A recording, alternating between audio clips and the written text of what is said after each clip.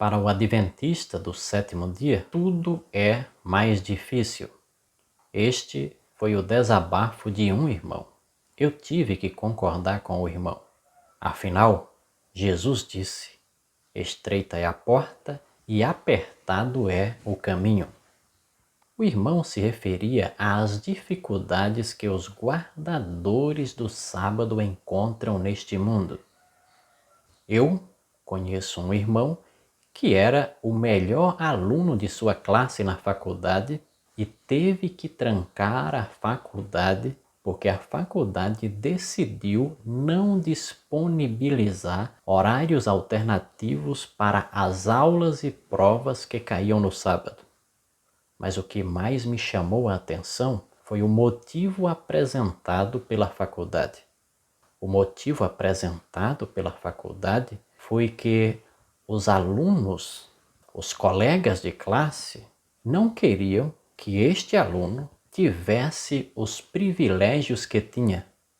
O privilégio de não assistir aulas e fazer provas no sábado. O sábado é apresentado na Bíblia como o repouso, abençoado e santificado por Deus após a criação. Após a saída de Israel do Egito, Moisés lembrou o povo que eles deveriam observar o sábado e deu instruções específicas sobre como fazer.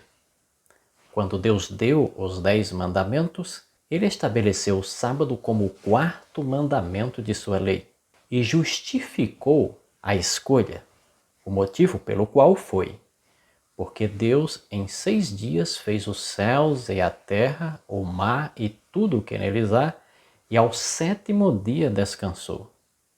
No Novo Testamento, nós notamos Jesus indo às sinagogas no sábado. Posteriormente, ele diz ser o Senhor do sábado e afirma que o sábado foi estabelecido por causa do homem. Os apóstolos, após a morte de Jesus, são apresentados no Novo Testamento observando o sábado. O apóstolo Paulo fez do sábado o principal dia para as suas pregações. Ele é descrito observando o sábado em terras pagãs. A história nos mostra que sempre houve cristãos que observavam o sábado. Só a partir do 4º século é que a história nos mostra a Igreja Romana perseguindo os guardadores do sábado. O Concílio de Laodiceia decidiu que os cristãos não deveriam observar o sábado. Este concílio ameaçou com a excomunhão os cristãos que persistissem em observar o sábado.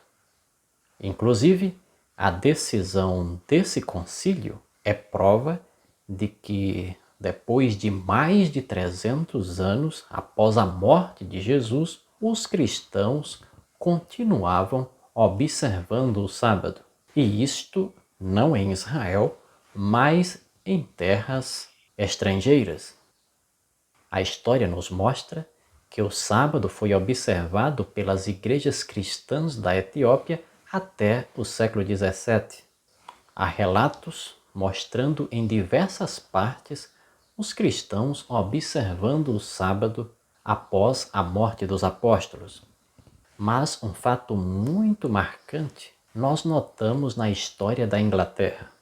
Durante o século XVII, quando muitos cristãos passaram a ter acesso às Escrituras, muitos cristãos concluíram que não estavam observando o dia de repouso bíblico.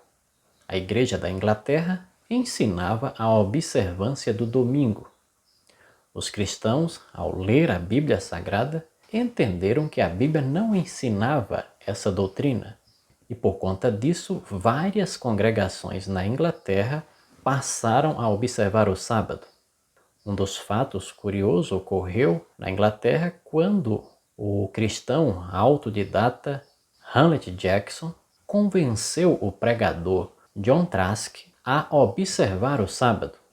Convertido em relação ao sábado, John Trask começou a pregar a observância do sábado na Inglaterra.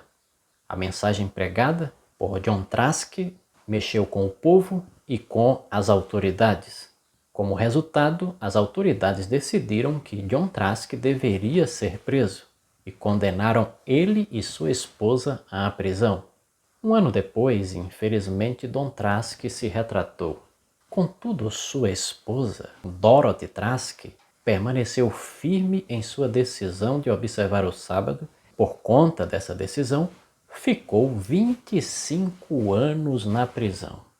Inclusive, por esse tempo, em meados do século XVII, um grupo religioso se formou, os Batistas do Sétimo Dia, que formaram várias congregações na Inglaterra de guardadores do sábado, e não ficaram somente na Inglaterra.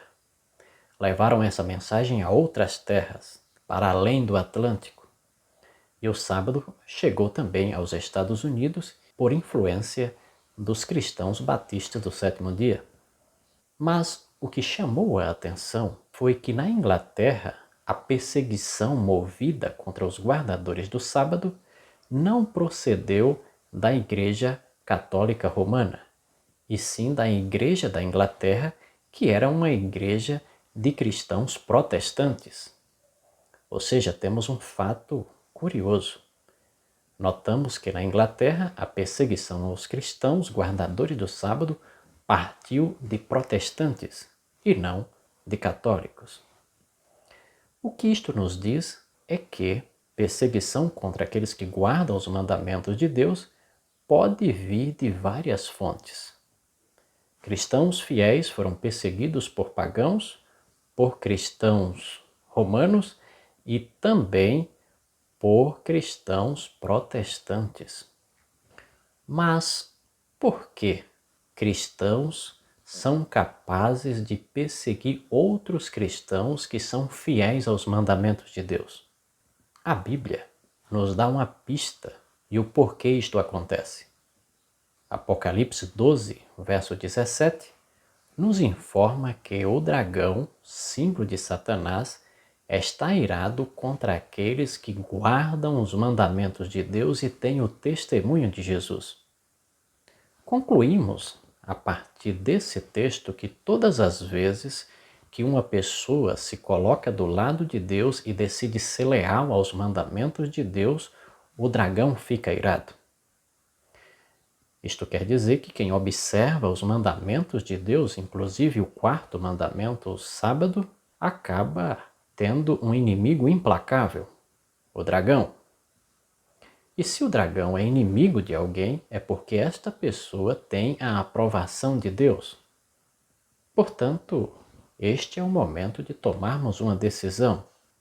A decisão é: queremos que Satanás seja o nosso amigo ou o nosso inimigo? Lembre, Satanás se manifesta na Bíblia como inimigo daqueles que são fiéis a Deus. Para Mardoqueu, que não se curvou diante de Amã, Satanás inspirou homens a preparar uma forca para ele. Para os 3 companheiros de Daniel, Satanás preparou uma fornalha de fogo. Contudo, este é o tempo de decidirmos se seremos ou não inimigos de Satanás. Deus nos dê a mesma coragem que deu a esses homens no passado e que tem dado a alguns no presente de serem fiéis a Ele e observarem os seus mandamentos. Se você gostou, meu amigo, desse vídeo, se inscreva no canal, toque no sininho para receber notificações de vídeos novos, deixe seus comentários e sugestões e participe do nosso canal.